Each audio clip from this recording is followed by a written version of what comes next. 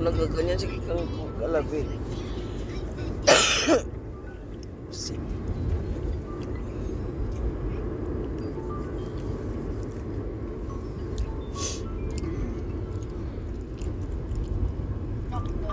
Parang pangit yung nabibili kong Sunrooms eh. Bakit? Kahit anong babad ko sa ano, parang peggy siya. Yung chlorine? Oo. Hindi siya na kulay puti pa rin. Oo nga eh. Binabad ko yung pinadala mo sa akin. Parang peggy siya. Oo, sabi ko, nung binili niyang yung nakaraang Sunrooms chlorine Ganda na ba? parang nagagatas ang kulay. Siya tubig lang, parang tubig lang. Parang walang kulay. Eh, hindi pumuputi yung ano eh. Araw-araw ko pinababad pa.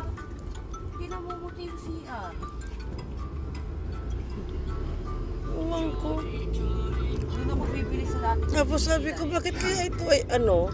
Hindi, nagbuhos ako doon sa gutad ng ano, yung sa alababo. Hindi din pumuputi. Amoy lang. Tapos Kaya siya maamoy eh.